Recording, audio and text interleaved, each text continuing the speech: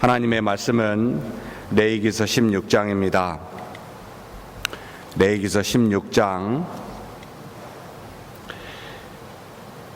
1절에서부터 22절 그리고 29절에서부터 34절까지 천천히 한 목소리로 봉독하시겠습니다. 레위기서 16장 1절에서부터 22절 말씀 먼저 같이 천천히 봉독하십니다. 아론의 두 아들이 여호와 앞에 나아가다가 죽은 후에 여호와께서 모세에게 말씀하시니라. 여호와께서 모세에게 이르시되 내 형 아론에게 이르라. 성소 휘장한 법궤위 속죄소 앞에 아무 때나 들어오지 말라. 그리하여 죽지 않도록 하라. 이는 내가 구름 가운데에서 속죄소 위에 나타남이니라. 아론이 성소에 들어오려면 수송아지를 속죄 제물로 삼고 순양을 번제물로 삼고 거룩한 세마포 속옷을 입으며 세마포 속바지를 몸에 입고 세마포 띠를 띠며 세마포 관을 쓸지니 이것들은 거룩한 옷이라. 물로 그의 몸을 씻고 입을 것이며 이스라엘 자손의 회중에게서 속죄 제물로 삼기 위하여 순염소 2마리와 번제물로 삼기 위하여 순양 1마리를 가져갈지니라. 아론은 자기를 위한 속죄제의 수송아지를 드리되 자기와 집안을 위하여 속죄하고 또 그 두 염소를 가지고 회막문 여호와 앞에 두고 두 염소를 위하여 제비 뽑되 한 제비는 여호와를 위하고 한 제비는 아사셀을 위하여 할지며 아론은 여호와를 위하여 제비 뽑은 염소를 속죄제로 드리되 아사셀을 위하여 제비 뽑은 염소는 산채로 여호와 앞에 두었다가 그것으로 속죄하고 아사셀을 위하여 광야로 보낼지니라. 아론은 자기를 위한 속죄제의 수송아지를 드리되 자기와 집안을 위하여 속죄하고 자기를 위한 그 속죄제 수송아지를 잡고 향로를 가져다가 여호와 앞 제단 위에서 피운 불로 그것에 채우고 또 곱게 간 향기로운 향을 두 손에 채워 가지고 휘장 안에 들어가서 여호와 앞에서 분향하여 향연으로 증거궤 위 속죄소를 가리게 할지니 그리하면 그가 죽지 아니할 것이며 그는 또 수송아지의 피를 가져다가 손가락으로 속죄소 동쪽에 뿌리고 또 손가락으로 그 피를 속죄소 앞에 7번 뿌릴 것이며 또 백성을 위한 속죄제 염소를 잡아 그 피를 가지고 휘장 안에 들어가서 그 수송아지 피로 행함같이 그 피로 행하여 속죄소 위와 속죄소 앞에 뿌릴지니 곧 이스라엘 자손의 부정과 그들이 범한 모든 죄로 말미암아 지성소를 위하여 속죄하고 또 그들의 부정한 중에 있는 회막을 위하여 그같이 할 것이요 그가 지성소에 속죄하러 들어가서 자기와 그의 집안과 이스라엘 온 회중을 위하여 속죄하고 나오기까지는 누구든지 회막에 있지 못할 것이며 그는 여호와 앞 제단으로 나와서 그것을 위하여 속죄할지니 곧 그 수송아지의 피와 염소의 피를 가져다가 제단 기퉁이 뿔들에 바르고 또 손가락으로 그 피를 그 위에 7번 뿌려 이스라엘 자손의 부정에서 제단을 성결하게 할 것이요 그 지성소와 회막과 제단을 위하여 속죄하기를 마친 후에 살아있는 염소를 드리되 아론은 그의 두 손으로 살아있는 염소의 머리에 안수하여 이스라엘 자손의 모든 불의와 그 범한 모든 죄를 아뢰고 그 죄를 염소의 머리에 두어 미리 정한 사람에게 맡겨 광야로 보낼지니 염소가 그들의 모든 불의를 지고 접근하기 어려운 땅에 이르거든 그는 그 염소를 광야에 놓을지니라. 아멘. 그리고 다시 29절에서 마지막 절 34절입니다. 너희는 영원히 이 규례를 지킬지니라. 7째 달 곧 그 달 10일에 너희는 스스로 괴롭게 하고 아무 일도 하지 말되 본토인이든지 너희 중에 거류하는 거류민이든지 그리하라. 이날에 너희를 위하여 속죄하여 너희를 정결하게 하리니 너희의 모든 죄에서 너희가 여호와 앞에 정결하리라. 이는 너희에게 안식일 중에 안식일인즉 너희는 스스로 괴롭게 할지니 영원히 지킬 규례라.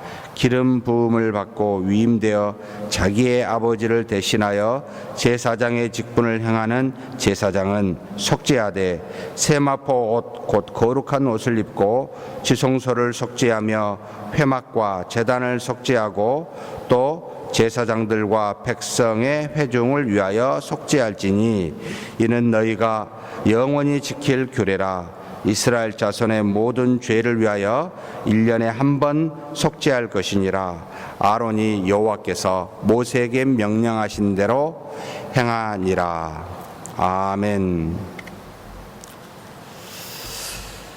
레위기서 16장은 15장까지 11장에서 15장까지는 이스라엘 백성이 행함으로 정결한 삶이 무엇인지를 보여준 겁니다. 다시 말하면 하나님께서 이스라엘 백성으로 하여금 하나님 앞에 나와서 거룩하게 정결하게 해야 되는데, 첫째는 1장부터 6장은 제사를 통하여, 그 다음에 다시 6장부터 10장까지는 제사장을 통하여, 11장부터 15장까지는 성결한 정결한 삶을 통하여 하나님 앞에 이스라엘 백성으로, 하나님의 백성으로 정결하게 사는 방법이 무엇인지, 그래서 곧 하나님께 나아가는 방법이 무엇인지를 가르쳐 주었습니다. 오늘 16장은 조금 다른 부분이기도 한데, 속죄일이라고 1년에 한 차례, 곧 7월 이스라엘의 달력으로 7월 10일에 한 날을 정하여 대제사장과 모든 이스라엘 백성의 죄를 속죄하는 한 날을 갖게 했습니다. 평소에 이스라엘 백성이 하나님 앞에 나아가 죄를 지으면 드리는 제사가 바로 속죄죄와 속건제라고 우리가 이전에 나누었습니다. 하나님의 말씀을 어겼을 때 속죄제를 드리고, 특별히 사람에게 잘못하였거나 특정한 하나님의 거룩한 제단에 어떤 예물에 잘못하면 속건제를 드리게 해서 특정한 것을 분명히 그것에 상응한 5분의 1을 주어 제사로 또는 덧붙여서 드리고 제사로 드리게 해서 회개케 하는 게 속건제요. 그리고 속죄제는 하나님의 말씀을 어겼을 때 나아가 드리도록 하여 형편에 맞춰 하나님께 회개하여 제사를 드리라 하는 게 속죄제인데, 이것 외에 사람이, 이스라엘 백성이 모든 죄를 다 기억하지 못하여 혹시 하나님 앞에 범죄하였음에도 불구하고 드리지 못한 것이 있거든 이것을 단번에 다시 돌이키게 하여 회개케 하여 하나님 앞에 거룩한 모습으로 서게 하는 한 날, 이걸 바로 속죄일이라고 이야기했습니다. 대속죄일이라는 말을 쓰기도 했습니다. 속죄일의 원래 히브리어 언어는 욤하 카페림이라는 표현을 씁니다. 욤은 날, 시간을 말하고, 카페림은, 하라는 것은 이제 전치사 덜을 말하고, 카페림은 to cover, 림은 이제 복수를 말하는데, 뭐라고 말하죠? 덮는 날. 근데 덮는을 복수로 썼기 때문에 이 복수 형태에서 히브리어 언어로는 굉장히 절대적이다. 동사에다가 복수를 쓸 때는 완전하다, 절대적이다라는 의미로 사용하고 있습니다. 그러니까 절대적으로 완전하게 덮는 날, 이런 말입니다. 무엇을 덮었겠습니까? 자신의 죄를 용서하는 날, 완벽하게 자신의 죄를 용서한 날이라고 해서 이 날을, 한 날을 정해서 하나님께서 이 모세를 통하여 아론에게 이것을 집행하라라고 주어졌습니다. 그런데 재밌는 표현들이 몇 가지가 있습니다. 바로 31절에 보니까 이는 너희에게 안식일 중에 안식일이라라는 말을 썼습니다. 일상적으로 6일은 여러분의 뜻에 따라, 육체를 따라, 그리고 가족을 위하여, 이웃을 위하여 열심히 일을 하십시오. 하나님이 만들어주신, 창조하신 육체입니다. 그런데 그 중에 한 날, 바로 일곱째 날은 만드신 하나님, 모든 만물을 만들어 주관하신 하나님, 그 그 하나님을 기억하여 그분의 날이니 여러분 육체적인 일, 여러분의 개인적인 일을 금하여 그 하나님과 연합한, 그분과 더불어 영적으로 연합한, 하나님이 영이시기 때문에 육체로 연합할 수 없으니 우리에게 주어진 그 영, 창조된 영을 가지고 하나님과 연합하여 주신 말씀, 그 말씀으로 우리의 영을 소생하는 안식일을 거룩하게 구별되게 지키십시오라고 해서 안식일을 주었는데, 이 안식일 중에 안식일은 바로 7월 10일이라는 겁니다. 다시 말하면 우리가 평소에 지은 모든 죄, 매일 주일날 와서 하나님 앞에 모든 죄를 다시 돌이키고 그 말씀을 듣고 우리 영을 소생하여 다시 그 힘과 능력을, 하나님이 우리에게 주 예수 그리스도를 통하여 주신 그 의를 가지고 일어서서 나머지 6일 동안 또 열심히 믿음으로 살게 되는데, 그럼에도 불구하고 한날을 정하여 그날을 대속죄일로 잡으라. 이것은 특별히 주 예수 그리스도가 이 땅에 속죄한 날, 그것을 생각하고 그분과 더불어 깊이 묵상하여 오히려 1년에 적어도 그 날을 생각하고 그분과 더불어 더 밀접한, 한마디로 우리를 위하여 단번에 우리의 죄를 속죄한 그분의 날이니, 그분을 위하여 우리가 안식일 중에 안식일로 그것을 생각하고 그와 같은 그분의 용서와 속량을 기억하여 믿음을 공고히 하십시오. 사실 우리는 지금 이 대속죄일을 지키고 있지는 않습니다. 그러나 우리가 고난주간 뒤에 그리스도께서 십자가에 죽으시고 3일 만에 부활하사 우리가 부활주의를 지키고 있는데, 아마도 우리는 그 기간을 대속죄일로 삼아 조금 더 구별시킴, 곧 안식일 중에 안식일로 삼음이 타당하다라고 보이긴 합니다. 어찌되었던 안식일 중에 안식일로 1년에 하루를 7월 10일로 잡아 그와 같은 날을 지켰다라는 겁니다. 그러면서 이 날에는 굉장히 재미있는 표현을 또 쓰고 있습니다. 요 앞에 정결하라라고 했는데 33절에 보게 되면은, 자, 지성소를 속죄하며 회막과 제단을 속죄하고 또 제사장들과 백성의 회중을 위하여 속죄할지니, 지금 속죄를 해야 될 내용이 지성소도 있고 회막도 있고 제단도 있고 그 다음에 제사장도 있고 백성도 있어서 모든 하나님 앞에 거룩하다라고 하는 성소와 지성소, 회막, 제단, 이것을 거룩하게 하라는 겁니다. 속죄하라는 겁니다. 다시 말하면 우리가 죄를 지음으로 우리의 죄로 말미암아 하나님이 임할 거룩한 곳, 바로 이곳을 훼손시킨 것을 여러분 앞에 여러분이 제사를 드림으로 말미암아 회복하십시오. 다시 속죄하십시오. 그리고 이 속죄를 행하는 제사장도 속죄하고 또 온 회중도 전부 하나님 앞에 제사를 드림으로 속죄하십시오 라고 하는 것이 바로 이날 대속죄일에 관련된 내용입니다. 그래서 대속죄일에 이 일들을 하게 되더라. 자, 그래서 다시 16장 초반부로 돌아와서 살펴보았으면 좋겠습니다. 어떻게 이 일들을 행하였을까? 자, 제사장은 하나님께 제사장들이 지성소 안에 있는 법궤 위 속죄소 앞에 아무 때나 출입할 수는 없었습니다. 그래서 출입하게 되면 아론에게 말합니다. 반드시 죽게 될 것이다. 그래서 이날은 딱 정해진 1년에 한 번만 지성소 안으로 들어갈 수가 있었는데 3번 들어갈 수가 있었습니다.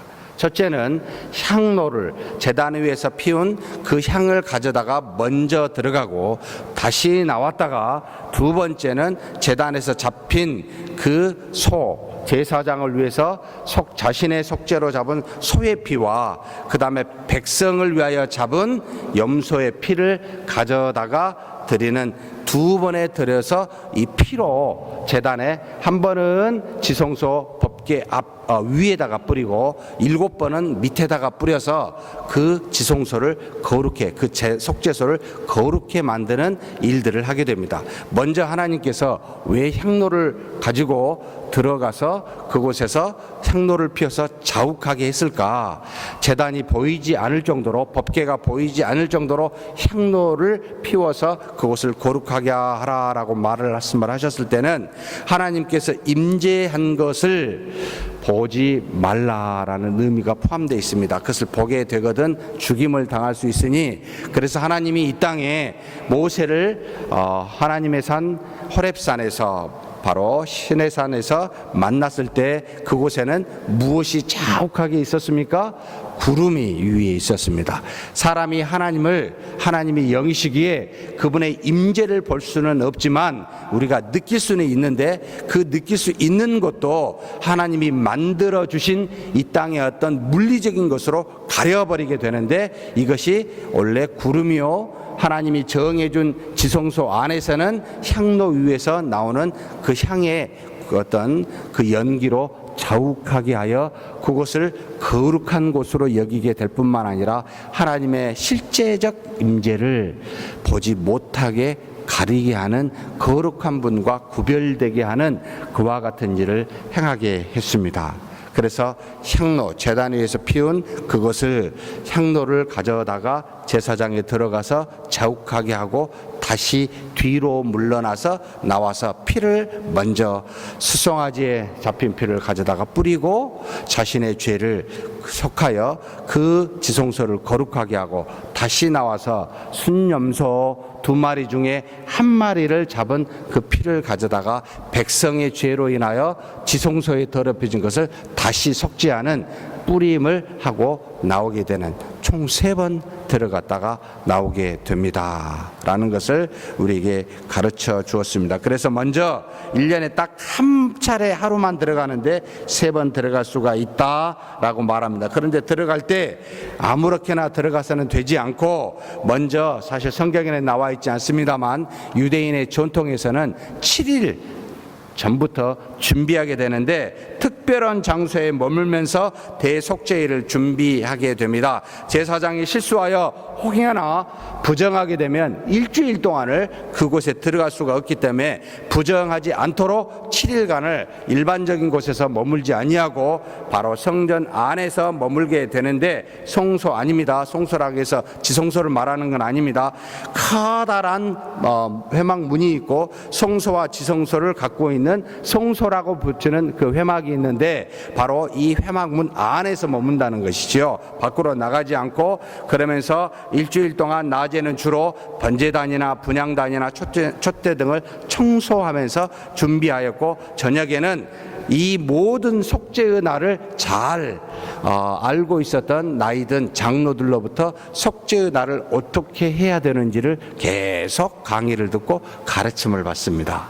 그래서 저녁에는 가르침을 받고 낮에는 그 제단 안에서 다양한 거룩한 기물들을 속죄했습니다. 그래서 전날 밤에 이루어지면 이 제사장은 특별한 방으로 가게 되는데, 그 방에서 바로 제물로 선택되어 들어온 동물들을 바라보고, 그리고 다음날 속죄일에 대한 구상을 하게 됩니다. 그래서 저녁이 되면 철야를 해야 되기 때문에 간단하게 저녁을 들고, 그 다음에 속죄일에 관한 책들, 특별히 욥기서나 에스라, 그 다음에 역대기, 다니엘서 등을 읽으면서 그날 밤을 새우게 됩니다. 밤 12시가 되면 번제단이 완전히 청소를 다 마치게 하고, 그리고 나서 이제는 다음날 새벽 일찍이 일어나 집무할 사람들을 제비를 뽑습니다.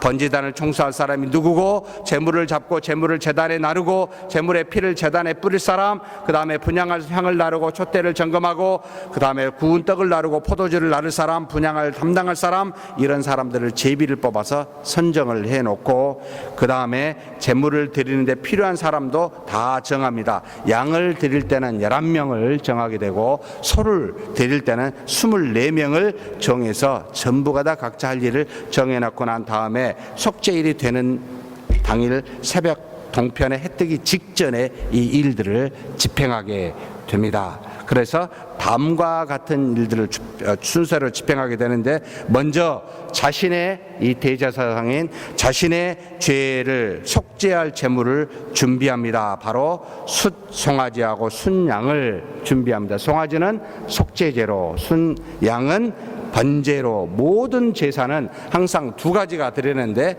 하나님 앞에 자신의 죄를 속죄하는 것과 자신을 헌신하고 희생하여 드린다라고 하는 번제를 동시에 드리게 되어 있습니다. 이것은 제사장도 마찬가지요, 온 이스라엘 회중도 그와 같은 방식으로 하나님 앞에 드리게 됩니다. 준비를 하고 난 다음에 제사장이 아무렇게나 가면 안 되죠.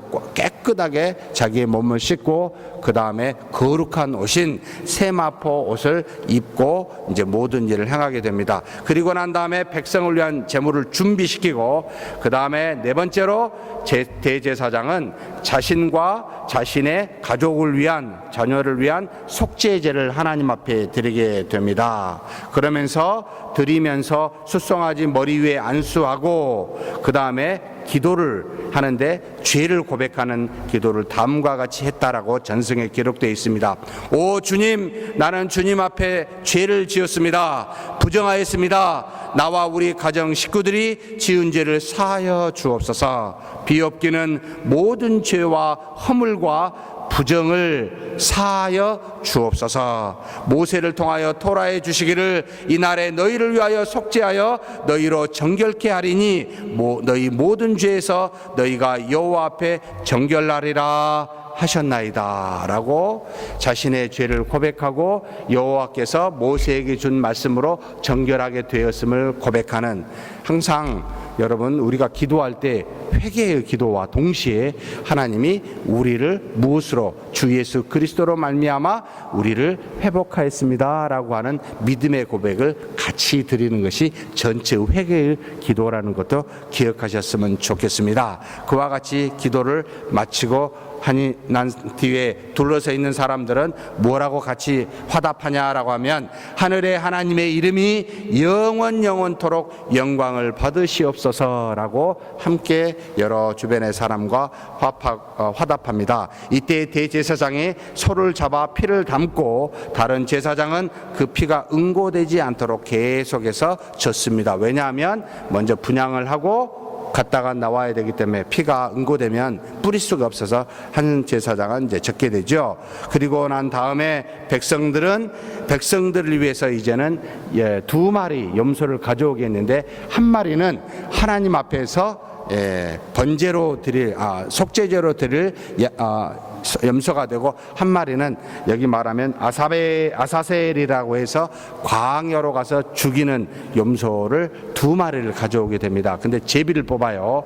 제비를 뽑아서 이 염소는 하나님께 드리는, 거기에 쓰여 있습니다. 그래서 붉은 밧줄로 목에다가 걸고, 또 이제 아사셀이라고 뽑힌 것은 뿔에다가 붉은 밧줄을 부어서 먼저 하나님 앞에 숫 염소를 잡아다가 동일하게 똑같이 그와 같은 숫송아지 잡는 방식으로 잡아다가 속죄를 하고, 두 번째 이 아사셀이라고 불리는 이 염소를 광야로 데리고 갑니다. 참 특이합니다.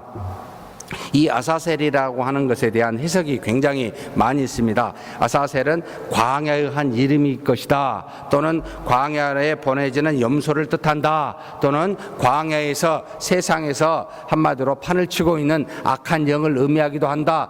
다양한 해석들이 있습니다. 정확하게 아사셀이 무엇인지는 알 수 없습니다. 어찌되었든 이스라엘 전통에 의해서 율법에 정해진 대로 아사셀이라고 붙여진 이 염소는 한 사람이 광야로 데려다가 이스라엘 회중의 모든 죄를 짊어지고 가는, 한마디로 죄를 담당하여 세상에 보내지는 그와 같은 염소라 하여 광야로 끌고 가서, 결국에는 이 사람이 한 이스라엘 이 회막에서 12km 정도 떨어져 있다고 하는데, 낭떠러지에 데리고 가서 밀쳐서 죽이는, 그래서 그 소식을 이스라엘 백성에게 죽었다라고 전하게 되면, 그 다음에 이스라엘 백성들이 정해준 규례에 따라 이제는 하나님 앞에 번제를 드리게 됩니다. 이와 같은 일들을 반복했습니다. 이게 무슨 뜻일까 잘은 모르겠지만, 주 예수 그리스도께서 십자가에 못 박혀 죽으시기 전에 이 땅에 오셔서 약 30년 동안에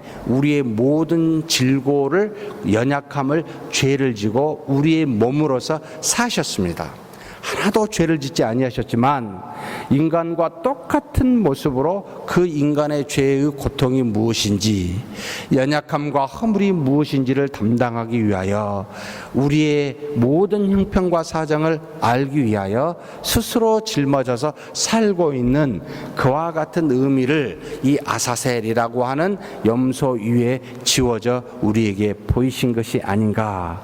그리고 제단에 죽인 이 염소는 바로 십자가에 우리를 위하여 완전히 단번에 우리의 죄를 속죄하는 그와 같은 어떤 제사로서 이 한 마리 염소는 그와 같은 모습을 보여준 것이 아닌가라고 추정을 합니다. 그래서 주 예수 그리스도께서는 우리 기억해야 됩니다. 우리 죄를 위하여 십자가에 죽으신만이 우리의 속량이 아니라 그분이 우리의 죄를 이 땅에서 전부 함께 그와 같은 고난과 고통을 당하셨다는 데 있습니다. 살면서. 물론 예수님께서는 죄를 짓지는 않았습니다. 그런데 똑같은 육체로 세상이 겪는 수많은 환난과 역경을 그대로 짊어지신 분이시다. 이것도 굉장히 은혜가 됩니다. 그래서 우리의 모든 형편과 사정을 알고 그것을 담당하여 우리가 기도할 때 그분이 전부 연락하여 이 뜻이, 우리의 고난이 무엇인지를 알고 대신해서 그것을 하나님 앞에 연락하여 우리를 또한 하나님 앞에 증거하여 우리로 하여금 당신이 그 연약함을 짊어졌으니 하나님, 이 사람은 의로운 자로 하나님이 택하여 내가 피로 산 자로 다시 그 의에서 일어나게 하여 주옵소서라고 그 의를, 죄를 짓지 아니하고 살았던 그 의를 우리에게 전가하시는 은혜도 굉장히 큽니다. 그래서 비록 하나님의 자녀인 우리가 지금 이 땅에 살면서 죄를 지어도 기도하면 그리스도와 성령을 통하여 그 의를 다시 전가받아 일어설 수 있는 힘이 우리에게 제공이 됩니다. 이런 의미들이 이 바로 하나님 앞에 드려진 염소, 그리고 아사셀과 광야로 보내진 이 염소 의미 안에 포함되어 있지 않나라고 추정합니다. 사랑하는 성도 여러분, 우리의 죄는 정말로 매일 지은 것도 있지만 모르게 지은 죄도 하나님 앞에서 다 속죄제로 그리스도께서 전부 다 감당하셨고, 우리가 짊어져야 될 허물, 죄뿐만 아니라 나약함, 이 모든 것까지도 짊어지신 주 예수 그리스도니 우리는 일어설 수 있는 능력을 그분으로부터 제공받습니다. 그러니 연약한 육체 갖고 계십니까? 연약한 정신 갖고 계십니까? 연약한 허물 많은 주변의 환경 갖고 계십니까? 일어설 수 있도록 하셨습니다. 감당하신 주 예수 그리스도께서 이것을 묵상하며 이렇게 승리하는 저와 여러분이 되기를 주의 이름으로 축복합니다.